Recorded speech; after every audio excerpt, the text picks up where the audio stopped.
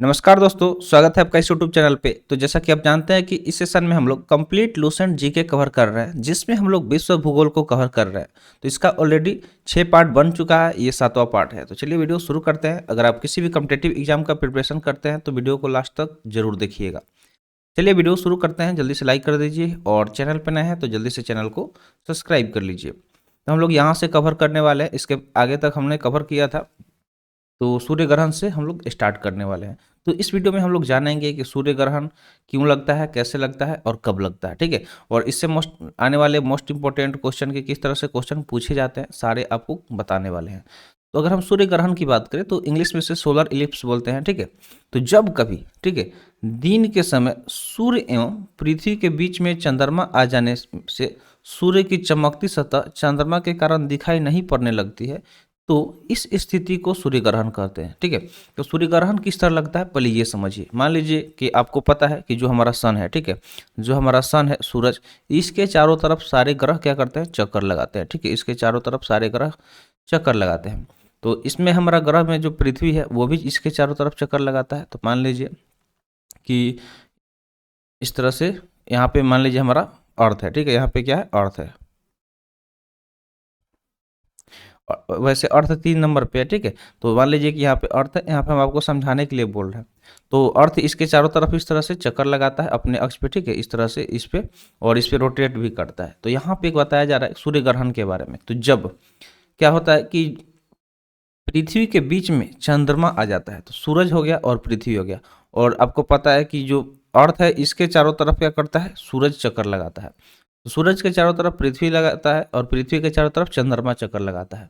तो एक टाइम ऐसा भी आता होगा कि जब चंद्रमा चक्कर लगाते लगाते यहाँ पे आ गया, ठीक है, इसके बीच में आ गया, तो जो इसका प्रकाश है चंद्रमा पे पड़ने लगेगा, ठीक है, पृथ्वी पे कम आएगा। इस वजह तो इसी जो स्थिति, यही जो स्थिति होता है, इसको ही सूर्य ग्रहण कहते हैं। इसको क्या बोलते हैं, सूर्य ग्रहण कहते हैं। तो उम्मीद करते हैं सूर्य ग्रहण के बारे में समझ में आ गया होगा। अब आइए जानते हैं कुछ इंपॉर्टेंट चीज़ें इसके बारे में। तो सूर्य ग्रहण लगता कैसे, तो चंद्रमा के पृथ्वी और सूर्य के बीच में आ जाने की वजह से सूर्य ग्रहण लगता है। जब सूर्य का एक भाग छिप जाता है, ठीक है, जब क्या होता है कि सूर्य का एक भाग छिप जाता है तो उसे आंशिक सूर्य ग्रहण कहते हैं, ठीक है। तो उसे क्या बोलते हैं, आंशिक सूर्य ग्रहण। और जब पूरा सूर्य ही कुछ क्षणों के लिए छिप जाता है तो उसे पूर्ण सूर्य ग्रहण कहते हैं। तो दो तरह का सूर्य ग्रहण होता है, एक आंशिक जिसमें एक भाग ही सूर्य का छुपता है, और अगर पूर्ण सूर्य ग्रहण की बात करें कि पूरी तरह से, तो वो होता है जिसमें पूरा सूर्य ही कुछ क्षण के लिए, कुछ सेकंड के लिए या कुछ मिनट के लिए गायब हो जाता है। तो पूर्ण सूर्य ग्रहण की अगर हम बात करें तो ये हमेशा कब लगता है, तो अमावस्या, यानी कि जो न्यू मून होता है, तो जिस दिन अमावस्या होता है उस दिन सूर्य ग्रहण लगता है, ठीक है। उस दिन क्या होता है कि सूर्य ग्रहण लगता है। तो ये भी एक इंपॉर्टेंट फैक्टर है, पूछा जा सकता है कि कब लगता है सूर्य ग्रहण। तो याद रखना है कि न्यू मून यानी कि अमावस्या को लगता है। तो सूर्य ग्रहण आपको समझ में आ गया। चलिए अब हम लोग यहाँ से चंद्र ग्रहण के बारे में समझते हैं कि आखिर चंद्र ग्रहण क्या होता है। तो चंद्र ग्रहण की बात करें तो इसको लूनर इलिप्स बोलते हैं। क्या बोलते हैं, लूनर इलिप्स। तो चलिए इसको समझते हैं। तो अगर हम चंद्र ग्रहण की बात करें तो दिया गया है कि जब सूर्य और चंद्रमा के बीच पृथ्वी आ जाती है। तो अभी इसके पहले हम लोग क्या देखें कि सूर्य और पृथ्वी के बीच में चंद्रमा आ जा रही थी। सूर्य तो एक जगह रहेगा, लेकिन जो पृथ्वी और चंद्रमा है यही एक दूसरे के बीच में आएंगे। तो जब चंद्रमा और सूर्य के बीच में पृथ्वी आएगा, ठीक है, तो इसका सिचुएशन आपको हम समझा देते हैं। जैसे मान लीजिए कि ये सन हो गया, ठीक है, सन हो गया, और इसके बीच में कौन आ जाएगा, अर्थ, ठीक है। इसके बीच में अर्थ यानी कि पृथ्वी आ जाएगा अगर यहाँ पे, ठीक है, यहाँ पे अगर पृथ्वी आ जाएगा, और यहाँ पे हमारा क्या है, मून है, ठीक है, यहाँ पे हमारा क्या है, मून यानी कि चंद्रमा है। तो इस सिचुएशन को हम लोग क्या बोलते हैं, चंद्र ग्रहण बोलते हैं, ठीक है। तो यहाँ पे बताया भी गया है कि जब सूर्य और चंद्रमा के बीच में पृथ्वी आ जाती है तो सूर्य की पूरी रोशनी चंद्रमा पर नहीं पड़ती। इस वजह से क्या होता है कि जो सूर्य है तो इसका जो लाइट है वो पूरी तरह से चंद्रमा पर नहीं पड़ती है, और इसे ही चंद्र ग्रहण कहते हैं। इसको क्या बोलते हैं, चंद्र ग्रहण कहते हैं। और चंद्र ग्रहण की बात करें तो इसके बारे में आपको याद रखना है कि यह हमेशा पूर्णिमा यानी कि जो फुल मून होता है उसकी रात्रि में होता है। तो हमेशा ये पूर्णिमा के रात को होता है। प्रत्येक पूर्णिमा को चंद्र ग्रहण नहीं होता है। और ये भी याद रखना है कि ऐसा नहीं है कि जो भी पूर्णिमा होता है उस दिन चंद्र ग्रहण होता है, लेकिन जो चंद्र ग्रहण होगा वो पूर्णिमा को होगा, लेकिन हर पूर्णिमा को चंद्र ग्रहण होगा ये फैक्टर सही नहीं है, ठीक है, ये जरूरी नहीं है।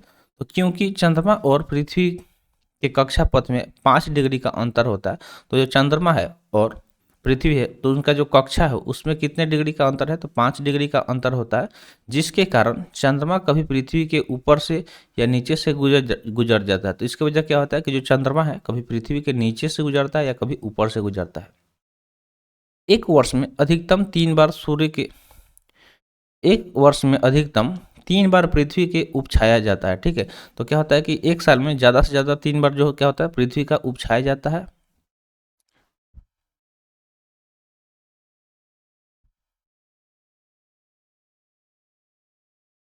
उपछाया जो होता है क्षेत्र से चंद्रमा गुजरता है। तो एक वर्ष में अधिकतम जो क्या होता है 3 बार पृथ्वी के उपछाया क्षेत्र से चंद्रमा गुजरता है, तभी चंद्र ग्रहण लगता है। और उसी वक्त क्या होता है चंद्र ग्रहण लगता है। सूर्य ग्रहण के समान चंद्र ग्रहण भी आंशिक अथवा पूर्ण हो सकता है। तो जिस तरह से हमने आपको सूर्य ग्रहण के बारे में बताया कि पूर्ण चंद्र ग्रहण लगता है, एक आंशिक चंद्र ग्रहण लगता है, तो उसी तरह पूरे सूर्य ग्रहण लगता है और आंशिक सूर्य ग्रहण लगता है, उसी तरह चंद्र ग्रहण में भी दोनों चीज़ें हो सकती है।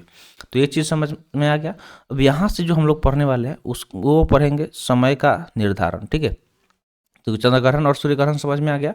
एक बार यहाँ से समझ लीजिए कि जो सूरज है, ठीक है, तो सूरज और अगर देखिए सीधा सा बात है, सूरज और मून के बीच में अगर पृथ्वी है, यानी कि सूरज और चंद्रमा के बीच में पृथ्वी आ जाए तो चंद्र ग्रहण, और वही सूरज, ठीक है,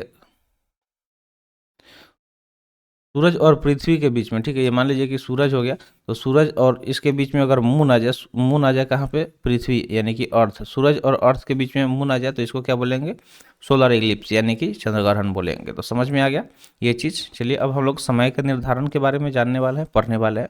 तो देखिए एक देशांतर का अंतर होने पर, ठीक है, एक देशांतर का अंतर होने पर समय में 4 मिनट का अंतर होता है। अगर एक देशांतर का अंतर होता है ना दो जगहों के बीच में, तो उनके समय में 4 मिनट का अंतर हो जाएगा, क्योंकि पृथ्वी पश्चिम से पूरे की ओर घूमती है। तो हम लोग जैसा जानते हैं कि जो सूरज है वो पूरब से पश्चिम में होता, मतलब पूरब में निकलता है, पश्चिम में अस्त होता है। जस्ट उसके उल्टा क्या होता है, पृथ्वी घूमता है, ठीक है, यानी कि पृथ्वी घूमता है पश्चिम से पूरब की ओर में।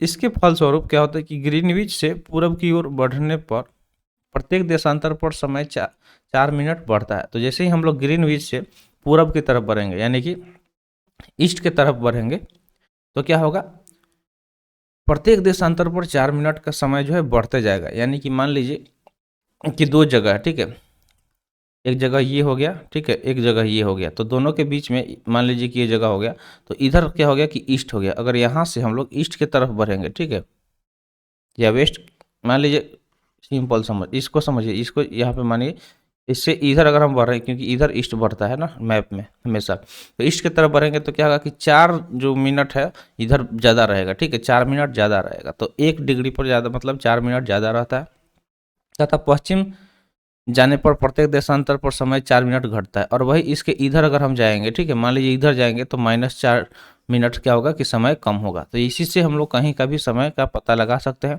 कि कितने डिग्री पर वो जगह स्थित है, उस हिसाब से हम लोग अपने देश से और उस देश के बीच में समय का अंतर निकाल सकते हैं। तो एक नोट दिया गया, आइए नोट को समझते हैं कि नोट में क्या कहा गया है। तो नोट में दिया गया कि वाशिंगटन डीसी में 22 अक्टूबर 1884 ईस्वी को हुई एक अंतर्राष्ट्रीय गोष्ठी में लंदन के पूर्व में ग्रीनविच नामक स्थान पर स्थित रॉयल वेधशाला से गुजरने वाली देशांतर रेखा को प्रधान मध्याह माना गया, ठीक है, और इसे ग्रीनविच मध्याह नाम दिया गया। तो क्या हुआ कि वाशिंगटन डीसी में 22 अक्टूबर 1884 ईस्वी को एक अंतर्राष्ट्रीय गोष्ठी हुआ, तो उसमें लंदन के पूर्व में, लंदन जो है उसके पूर्व में एक जगह है जिसका नाम है ग्रीनविच, वहाँ पे एक रॉयल वेधशाला से गुजरने वाला देशांतर रेखा को क्या माना गया, प्राइम मेरिडियन माना गया, प्रधान मध्याह माना गया, और इसे ग्रीनविच मध्याह नाम दिया गया। इस समय ग्रीनविच मध्याह को शून्य मानकर बाकी देशांतरों की गणना की जाती है, और जो ग्रीनविच है उसको 0 माना गया है, और उसके अलावा बाकी जो है उसकी जो मतलब देशांतर है उसकी काउंटिंग की जाती है, यानी कि गणना की जाती है। समय का निर्धारण इसी को आधार मानकर किया जाता है। और जो समय का निर्धारण है वो किसको आधार मानकर किया जाता है, तो जो प्राइम मेरिडियन है, ठीक है, ग्रीनविच वाला, उसको ही मानकर किया जाता है। तो यहाँ तक चीज़ें क्लियर हो गया। चलिए आगे बढ़ते हैं। तो आगे दिया गया है आईडीएल, ठीक है, इंटरनेशनल डेट लाइन उसको बोलते हैं, यानी कि अंतर्राष्ट्रीय तिथि रेखा। तो आइए इंटरनेशनल तिथि रेखा को समझते हैं कि आखिर ये क्या है। तो अगर हम इसकी बात करें, ठीक है, अंतर्राष्ट्रीय तिथि रेखा का, तो दिया गया है कि 180 डिग्री देशांतर को अंतर्राष्ट्रीय तिथि रेखा कहा जाता है। तो जो 180 डिग्री देशांतर रेखा है उसको ही क्या बोला जाता है, अंतर्राष्ट्रीय तिथि रेखा कहा जाता है। क्योंकि इस रेखा के दोनों ओर तिथियों में एक दिन का अंतर होता है। तो जो वो रेखा है, ठीक है, जो आइडियल है उसके दोनों तरफ क्या होता है कि पूरा एक दिन का अंतर हो जाता है, ठीक है, एक दिन का अंतर हो जाता है।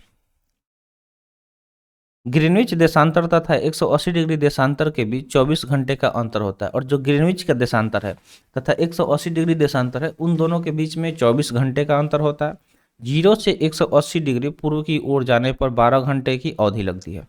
यानी कि जो 0 डिग्री है उससे 180 डिग्री पूर्व की तरफ आप जाइएगा तो कितना समय अवधि लगेगा, 12 घंटा टाइम पीरियड लगेगा। और ग्रीनविच समय से 12 घंटे आगे होता है, जो और ग्रीनविच जो होता है वो समय से क्या होता है, 12 घंटे आगे होता है। इसी प्रकार 0 से 180 पश्चिम की ओर जाने पर ग्रीनविच समय से 12 घंटे पीछे का समय मिलता है। यही कारण है कि 180 डिग्री पूर्व एवं पश्चिम देशांतर में कुल जो होता है 24 घंटे अर्थात एक दिन रात का अंतर होता है। समझ में आ गया आपको? देखिए यहाँ पे आपको हम समझा रहे हैं, जो मैप दिया गया थोड़ा सा इसको ध्यान से देखिए। तो ये जो लाइन है खींचा गया, ठीक है, ये वाला जो थोड़ा सा जिगजैग है यही आइडियल हो गया, ठीक है। तो यहाँ पे देखिए दिया गया समय पीछे मंगलवार 11 घंटा इधर समय पीछे है, मंगलवार था, और यहाँ 11 घंटा आगे है, ये बुधवार है, ठीक है। और दोनों के बीच का अगर देखिएगा तो क्या हो जाएगा कि पूरे 24 घंटा का अंतर हो जाएगा, जिस वजह से क्या होता है, पूरे 24 घंटा का अंतर होता है 0 डिग्री और 180 डिग्री के बीच में। ये चीज़ समझ में आ गया? चलिए उदाहरण के लिए दिया गया है यहाँ पे,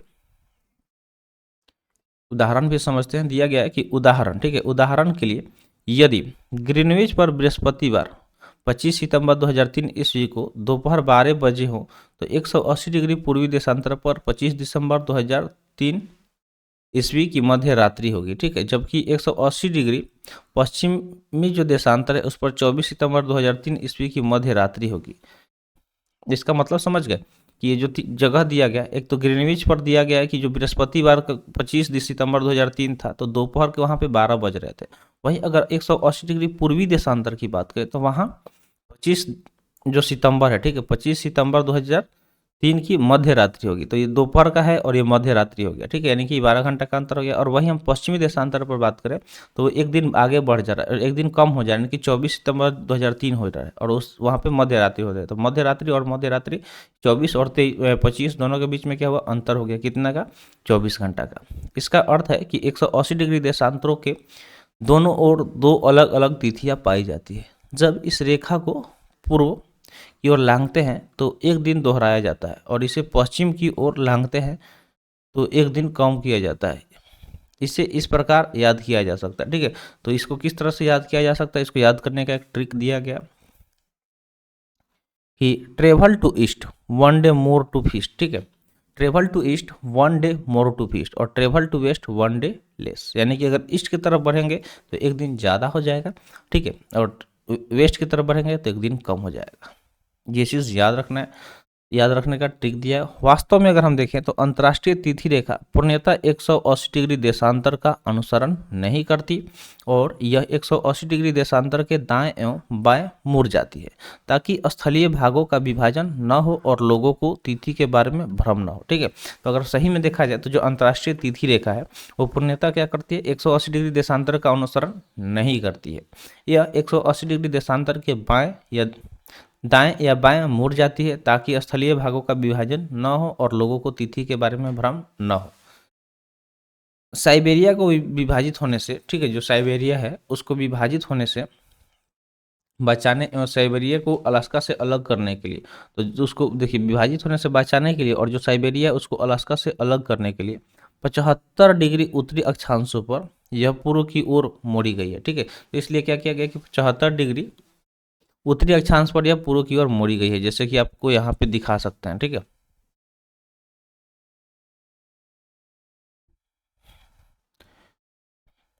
देखिए यहाँ पे देखिए,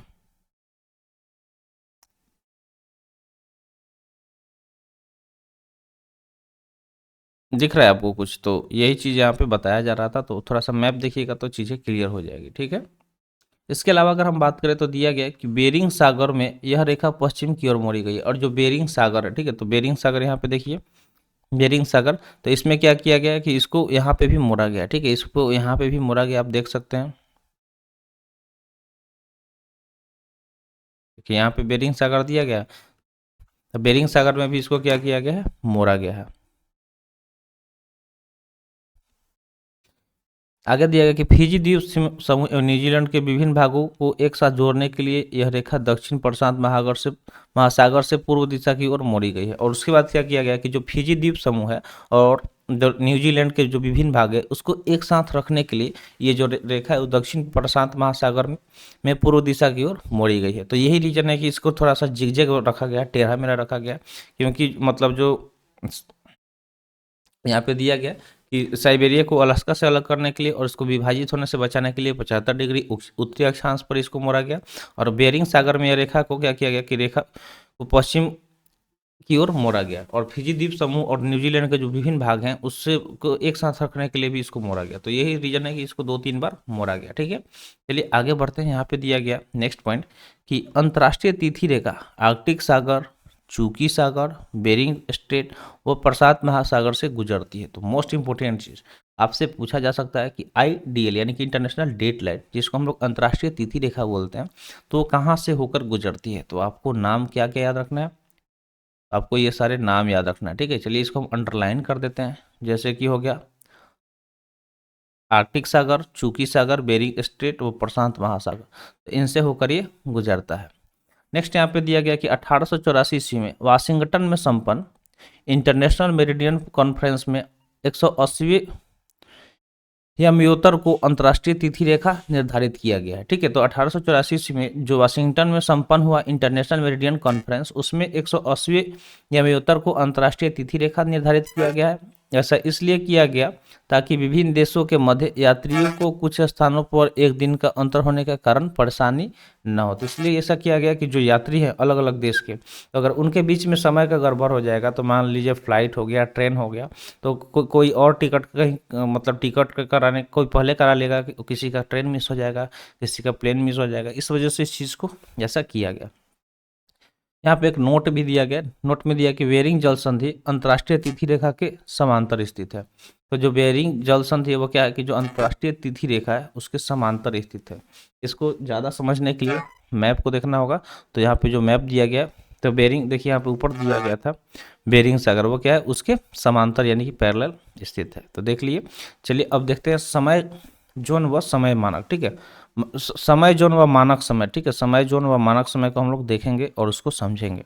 तो यहाँ तक उम्मीद करते हैं चीज़ें क्लियर हो गया होगा। तो ये जो समय जोन व मानक समय है इसको हम लोग नेक्स्ट सेशन में करेंगे, और उससे आगे जो भी चीज़ें होगी उसको आगे वाले सेशन में हम लोग कवर करेंगे। तो उम्मीद करते हैं यहाँ तक आपको वीडियो क्लियर हो गया होगा, समझ में आ गया होगा जो भी चीज़ें बताई गई है। तो आज के लिए इतना ही। अगले सेशन में हम लोग क्या करने वाले हैं, तो समय जोन व मानक समय को कवर करने वाले हैं।